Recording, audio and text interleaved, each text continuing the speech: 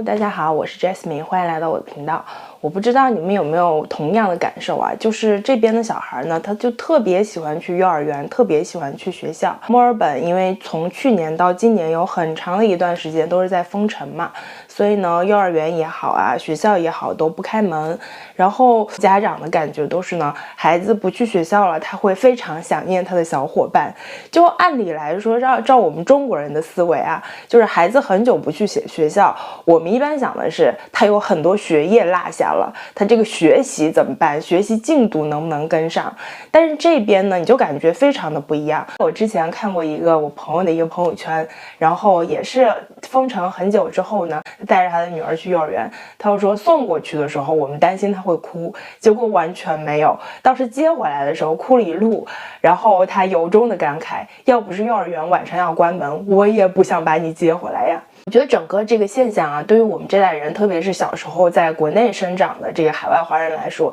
都是挺魔幻的一个现象。我就记得我小的时候，每天去幼儿园也好，去小学也好，真的那个心情就跟上坟一样。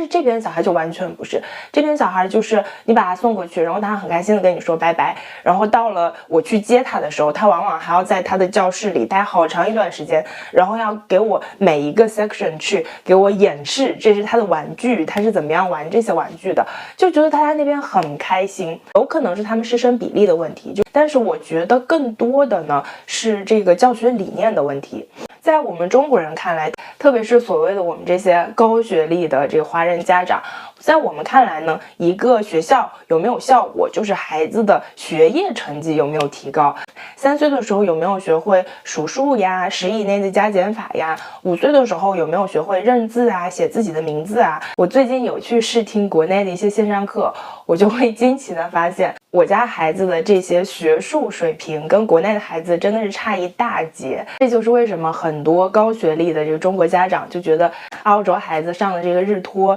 甚至包括是小学都没有太大的作用。我的一个朋友，他家老大上了大概有2-3年的日托吧，然后每一年的学费也不便宜，就是1-2万这样子。然后呢，他就会觉得说，我这么多钱拿去上日托，他也什么都没学到，那何必呢？于是他们家老二呢，他就坚决不让他上日托。但是我的感觉恰好是相反的，我家孩子从9个月开始上日托，然后一直到现在，他差不多上了3年的日托了。我觉得他能学到的东西非常的扎实，而且非常的多，并且他能学到的这些东西，可能为他今后的整个人生都打了一个非常好的基础。他学到了什么呢？我觉得最重要的，第一个是自信，第二个是爱与被爱，第三个呢就是充分不judge的，就是不做是非判断的，去认识自己和接纳自己。这3点是我们多少成年人都完全做不到的。第一个呢就是自信，我觉得这个就是中西方的教育理念的问题。我们小时候呢，我们去做一件什么事情，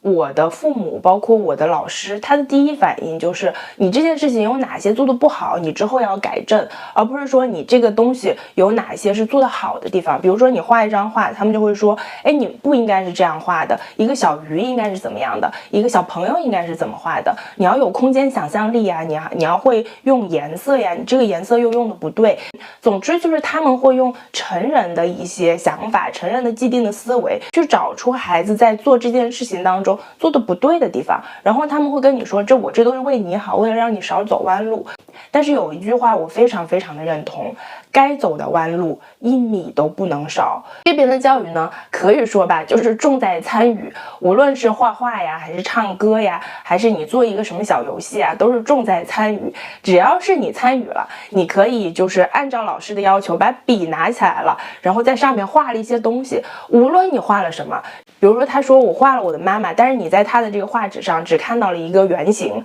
只看到了几个乱涂乱画的那个涂鸦，老师依旧会觉得，哦，这是你的妈妈吗？ Good job。 不得不说，孩子真的是有样学样的。所以呢，他们在平常的生活当中呢，也特别能够自我激励。有时候他一个人坐在那儿玩游戏，每玩好一个小片段，他就会跟自己说，哦 Good job， 这个在哪里呢？哦，你找到了 Good job。 我会发现我的孩子，包括我身边其他朋友的孩子，都有一个特点，他们经常就会自我对话，说我是最棒的，哎，我做完了这件事情，我好棒啊。久而久之呢，他对于自己的认知就是我是一个很棒的孩子，很多事情呢我都可以做得很好，我都可以去尝试努力去做，并且我做完这件事情呢，我就会觉得心里非常的满足，不在乎我这件事情做得好与不好，不在乎别人的标准，而是我自己的认知当中，我努力去完成了，那我就是一个很棒的孩子。我在之前的视频当中也提到过，我家3岁的孩子就已经会说我喜欢我自己了，这点让我非常感动。这就要说到我刚刚提到的第2点了，就是爱与被爱。在中国的这个文化当中，大部分人都是不善于表达的，我们的爸爸妈妈不会就是一天跟你说好多遍 I love you， 但是这边的孩子他们对于 I love you 的理解可能就是很浅显的，就是他就会觉得我跟你抱抱了，那我就是 I love you， 会说 I love me， 然后就是自己抱抱自己。他们的意识当中就是所有对我好的人都是我爱的人，并且呢我也是一个很好的宝宝，我是值得被爱的。爱与被爱呢，都是很重要的能力，也是他们长大以后去面对所有困难的底气。第3点呢，我觉得是最重要的，就是他们对于自身和对于他人的觉知，以及对于自己的所有特点的无条件的、不带评判的接纳。他们大概从2岁开始就要去学习怎么样认识自己的情绪。他们的教室的墙上呢，就贴了很多张不同情绪的脸，有笑着的，有哭着的，有伤心的，有生气的。所以孩子们呢，也是从那个时候开始就知道，哎，开心的感觉是怎么样的，伤心的感觉是怎么样的。所以当他们有这样的情绪的时候呢，他们就很容易知道，哦，我现在是伤心了。那伤心是因为什么呢？像2、3岁的孩子呢，他们很有可能就会因为一些我们大人认为无关紧要的事情去哭，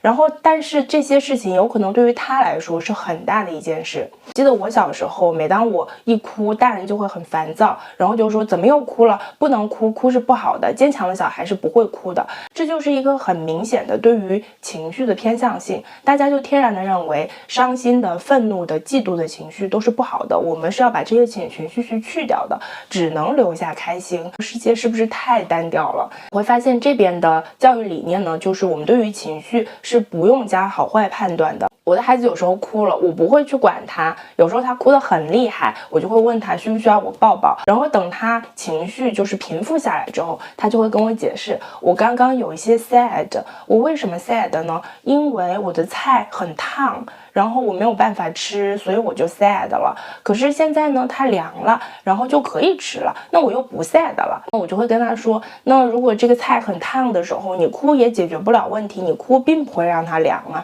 那你下次还哭吗？他就会说，我下次还会哭，因为我遇到这件事情还是会 sad。我也买过一些情绪教育的绘本。比如说什么情绪小怪兽啊，可能很多家长都知道，还有是毛毛兔的情绪管理啊。主要的逻辑是因为什么事情我会有这样的情绪，那我有这样的情绪呢，因为会弄得我自己很难受，所以我需要怎么样去疏导这个情绪，而并不是说这样的情绪就是不好的，我们应该憋着，我们不应该有。我的家长，我们老一辈的思想呢，就会有一些固定的套路，比如说男孩子就一定要坚强勇敢，要大胆一些。我家孩子呢就比较胆小，他也知道他自己胆小。他有一个学习人体结构的拼图玩具，然后呢其中有一层就是讲人体的肌肉的，那整个呢就是红色的，然后呢他就非常害怕，一看到这个就拼命的往后躲。问他为什么呢，他就说，我害怕，因为我胆子小。但是他随着他年龄的增长呢，他现在就不怕了。然后我又会去问他，你为什么现在不怕了呢？他说，因为我现在长大了，我厉害了呀。很多时候不要对于孩子的一些特点去加好坏的判断，孩子越是接纳自己，他才会发自内心的有安全感、自信、坦然不拧巴。包括说有一些孩子是比较慢热的，他见到陌生人会害怕，会躲在爸爸妈妈身后，会不敢跟别人打招呼。但是大人就会认为说，你这个孩子不懂事儿，你这个孩子怎么这么的认生，你这样是不好的，你应该主动的大方的去跟陌生的人打招呼。但是有的时候这个是孩子发展的阶段，并且每个孩子的特征是不一样的。当他没有自我认同，当他没有自我接纳，并且他都知道父母对他的这个状况都不接纳的时候，他不可能会形成内心的强大，不可能会形成内心的安全感。那他如果没有这些内心的东西做保障的话，你让他怎么走出去呢？很多人就会说啊，你这样培养出来的孩子肯定很脆弱吧，因为他从小就是比较一帆风顺的，没有经历过指责，没有经历过挫折，这样长大之后怎么能行呢？社会并不是像你给他创造了这样的环境一样的，社会上有很多人会对你进行暴击的。我个人认为这种想法是非常过时的，我们不能因为自己的孩子在外面会被人打，就在家给他一顿更重的暴击，这样让他认为外面的暴击没有那么强吧。这个做法这不是特别荒诞吗？我应该给他的是发自内心的自信、安全感，发自内心的自我认同和自我接纳。我们给他的爱越多，他能感受到的爱越多，他的自我就成长的越快，他才会很自然的突破自己的那个自我之壳，来到更广大的世界，跟更多的人产生连接。说到这里呢，我就不得不说到，当孩子他有了自我觉知，有了自己对自己情绪的觉知之后，他很容易就会学会对于别人情绪的觉知。有的时候呢，我可能说话声音大了一些，然后他马上就会敏锐的捕捉到，妈妈你 angry 了。很多妈妈呢，她就会有一个困惑，就是说我又忍不住对孩子发火了，发完火也有一些后悔呀，让孩子很难过了，我不知道该怎么办。我觉得这个不需要怎么办，大家都是人，不是神，是人就会有心情不好的时候，很忙的时候，很烦躁的时候，那自然就会有情绪的反应。当你在平常对于孩子的情绪可以很好的理解和包容的时候，我相信同样的，他对于你的情绪也可以很好的包容。当然，这整个过程是需要复盘、需要沟通的。